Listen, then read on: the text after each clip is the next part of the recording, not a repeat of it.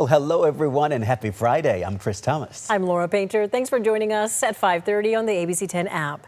We start tonight with mass protests across the country. Yeah, thousands of students in Northern California walked out of class today to participate in the Day of Action. And here's a look over San Francisco. People filled Dolores Park in solidarity with a nationwide strike aimed at protesting the federal government's immigration policies. Those protesters took to the streets today as well, making their way down Market Street into the Civic Center as well as City Hall. Locally, we saw students from the Sacramento and Stockton areas participate. And many walked to the state capitol. ABC10's Gabriel Porras was there for the protest. He joins us now live at the Capitol. And Gabriel, would you say, hundreds of students came out today? Yeah, definitely hundreds, Chris and Laura. Those students have mostly cleared the Capitol grounds here, as you can see behind me. Not a lot of people out there. The protest permit was from 11:15 in the morning until 2 in the afternoon. The permit said that they were expecting around 700 protesters. While we don't know exactly how many people ended up showing up here, it was, as I said, easily at least hundreds at its peak. Now, a lot of students came from several campuses across Sacramento with those signs, chants, and that clear message.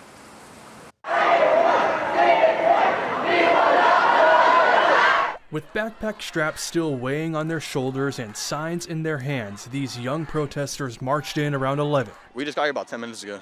We left school in the first period. And by noon at California's Capitol, that one group turned into... I'm amazed by the turnout. I thought it was going to be less than this, but I'm glad that some kids are out here.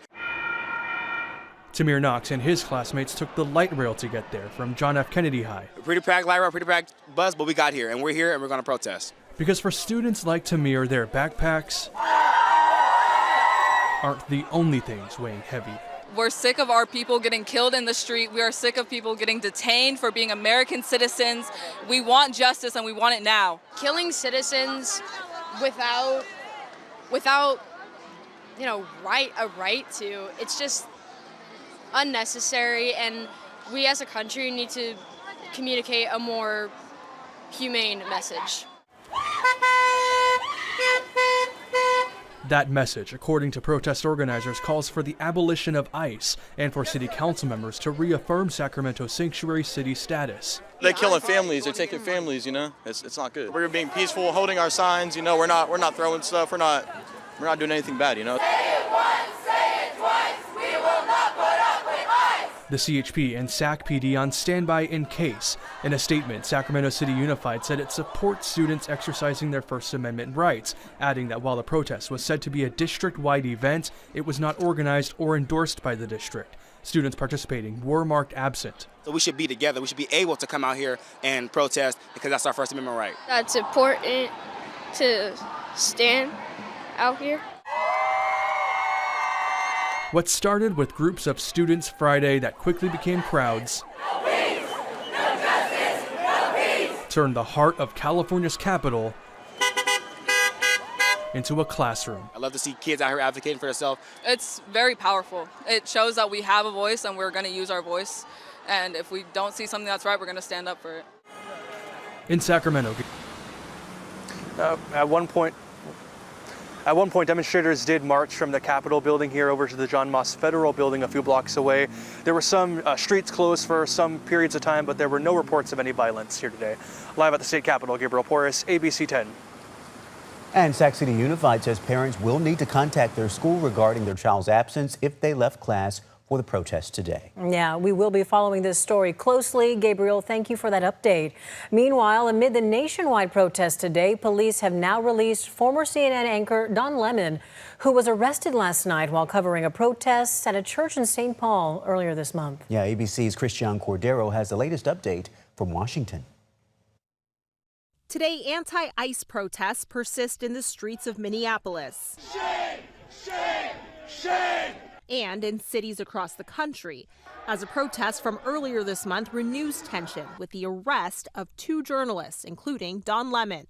Lemon was reporting on his YouTube channel at the city's church in St. Paul on January 18th as a group of protesters confronted one of the pastors who was also an ICE official. I'm chronicling, I'm not with the group. Lemon was arrested in Los Angeles late last night. Attorney General Pam Bondi said she personally ordered the arrest. The DOJ otherwise isn't commenting on the case. Neither are White House officials. However, the White House's X account posted a photo of Lemon captioned, "When life gives you lemons," and an emoji of a chain. Lemon's attorney in a statement says, quote, "Don has been a journalist for 30 years, and his constitutionally protected work in Minneapolis was no different than what he has always done," end quote. The DOJ has announced an investigation into the killing of Alex Preddy, adding there will be coordination with the department's Civil Rights Division. That investigation, to the extent it needs to involve lawyers at the Civil Rights Division, it will involve those. In Minneapolis, Border Czar Tom Homan says he will soon draw down some of the 3,000 federal forces, but insists the administration isn't surrendering its efforts. I didn't come here looking for photo ops or headlines. I come here looking for solutions. It's unclear how many federal agents plan to leave Minnesota and when. Christiane Cordero, ABC News, Washington. Christian, thank you. In state matters, it has been a busy week for California lawmakers introducing bills over immigration enforcement. Yeah, as ABC10 State Matters political reporter Jenny Huff finds out, analysts say this reflects the state's continued pushback against President Trump. Get ICE out of California. That's been the resounding message by California Democrats who have proposed at least a dozen immigration-related bills. It's causing fear and disruption to people's daily lives, and so people are expecting us to really fight back. The week began with the visibly packed stage of Democratic senators and assembly members. We are here because we will not normalize what is happening in this country. We will do everything in our power to protect California residents from ICE's out-of-control illegal violence. And on Thursday, in a no-camera press gaggle, 12 assembly members briefed reporters on their respective anti-ICE bills. We spoke with some of the legislators individually on efforts to limit ICE's influence in all areas of daily life, like the use of buildings like hotels, motels, warehouses, even commercial parking lots being used as ad hoc detention facilities.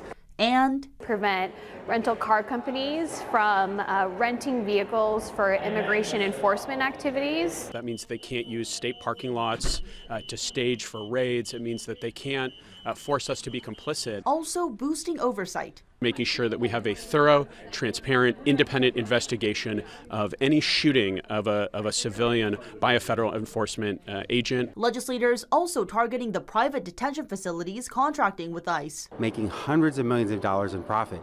If we can't ban them, the very least we should do is tax the heck out of them. Corporations that do business in California can choose. They can either get their tax breaks from California or get their profits from ICE. Assembly Speaker Rivas emphasizing this is not the finalized immigration bill package. Unsurprising, but perhaps is it too much? They're going to have to walk and chew gum at the same time. California legislators need to do something about this issue, not at the expense of the other issues perhaps, but they need to be very vocal about this and do something. That was our Jenny Huff reporting. There are also bills in the works to prohibit those who have engaged in immigration enforcement activity, like working for ICE, from serving as law enforcement, including peace officers or educators in California. Well, let's take a live look now at the Capitol in Washington, D.C. Listen to this. It appears a partial government shutdown will indeed happen this weekend. Tonight, the Senate voted to fund most of the government through the end of September, but the House still needs to vote on the spending plan. Yeah, today's Senate vote comes after President Trump announced a deal with Democrats to carve out Homeland Security funding. The deal also allows Congress to debate new restrictions on federal immigration raids across the country. Under the current agreement, funding for Homeland Security will continue at its current level for 2 weeks. This while lawmakers consider Democratic demands to unmask agents, require more warrants, and allow local authorities to help investigate any incidents. Now, there are 2 steps to this whole process. First, separate the bills, which gave us the ability to fund 96% of the government while letting us now focus on overhauling the DHS bill. That was step 1. Step 2 is now drafting strong, common-sense legislation that reins in ICE and ends the violence. The bill passed the Senate in a 71-29 vote. The House will come back to the Capitol on Monday. Coming up until the point at 6:30 on ABC 10, how local federal workers are bracing for yet another government shutdown. Federal Reserve Chair Jerome Powell's term is set to end in May, and today we're learning who President Trump has tapped to replace him. But the confirmation process may not be easy. Some Republican senators say they will not confirm any nominee until the criminal investigation into Powell is dropped. This was the man that's most qualified. Top student, best schools, everything was like perfect. Kevin Warsh was the youngest governor in the Fed's history when he was appointed at 35 years old back in 2006. He served on the board for 5 years. Warsh has historically supported higher interest rates to control inflation, but recently changed his tone in support of lowering borrowing costs, even calling for a regime change at the Fed. The Justice Department says they've completed their review of records related to the Jeffrey Epstein case, and they're releasing the remaining documents. Deputy Attorney General Todd Blanche announced the documents include more than 3 million pages, 2,000 videos, and 180,000 images from that investigation. He says they will be released throughout the day. It comes after months of pressure on the DOJ to release the millions of Epstein files. In December, Congress passed a law requiring the DOJ to release the files, but only a fraction of them had been released before the deadline. Coming up, measuring water for the state. The new numbers out today and what they mean. Plus, remembering a Hollywood icon, looking back on the life of Catherine O'Hara. Just hours away from kicking off our weekend, we're talking about fog and clouds for the weekend, tracking any chance of rain and snow as well.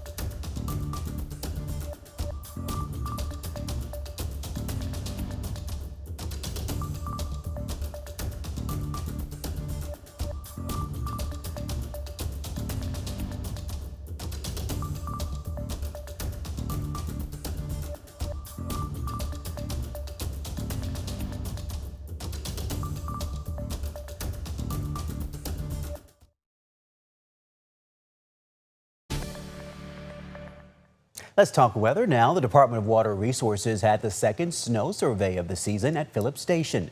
They recorded 23 inches of snow depth and a snow equivalent of 8 inches. That is 46% of average for this location. Very cool. We want to show you a live look now at Highway 50 at Sierra at Tahoe Road. That's right about where that snow survey was held. Let's bring in Chief Meteorologist Monica Woods now. We love getting all that data. Tell us more about what those new numbers mean for us this time of year. It's always fascinating. Especially when you consider we have not had a lot of rain and snow recently, right? I know, the fact that we even have 46% of average, it seems pretty good right now. And you're right, that's only a part of the equation because there's a lot that goes into California's water water storage. We'll break it down a little bit for you right now, as well as get to our weather forecast as we turn our attention to what we have in the bucket. And it's actually pretty good. As Chris was mentioning, it's been quite a dry stretch, and we're still sitting at above average for almost all of our monitoring stations, especially for the Sierra, where many of our total precipitation numbers still look above average as well. That just shows you how robust